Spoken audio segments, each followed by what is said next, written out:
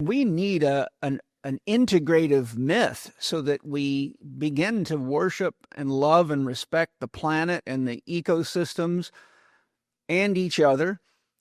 So I think what you're doing is you're creating the womb where the imaginal cells of the new myth can come and multiply, which is phenomenal. Myth is such a beautiful way to put it, because that's really when you're getting to a level of story. Now, both myth and story, they follow the same story architecture. But the thing about myth is it becomes recursive in society because it echoes in ways that are subconscious to us.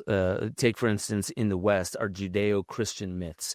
They live inside even the atheists, because the atheists are a composite of the five people that they're closest to, their society, their lineage, their upbringing.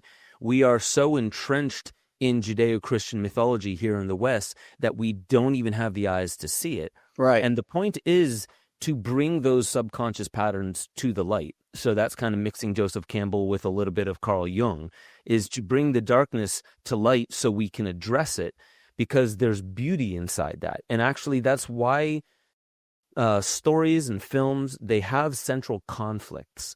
I mean, you could imagine you want to watch Lord of the Rings, but what if it starts with Frodo at the edge of Mordor with the ring and he just throws it in? You didn't earn it, but then for 3 long films, everybody's celebrating.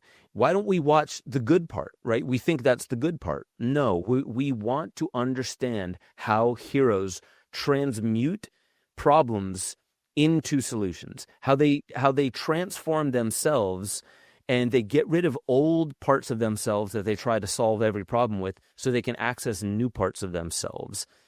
So I think that's the new myth, is really understanding that we're not waiting for a hero, a Gilgamesh, a Frodo, a Neo. We're not waiting for that any more than we are waiting for Christ consciousness to emerge from within us, because, any of those names that I just said, those heroes, they live within us. And those values and principles, they live within us. What we are being asked to do, even by our enemies, is to access our power, to wield our power, and to do so in a way that is not dismissive of others' dignity. Meaning we don't access our power to put another in their place in a way that is excessive. We do so to neutralize harm or to bring more beauty to a situation. I feel humanity asking for this in the way that we make social media videos, in the way that the new documentaries are coming out, in the cultural zeitgeist. We're asking the questions, and I think the obvious answer is we are the answer.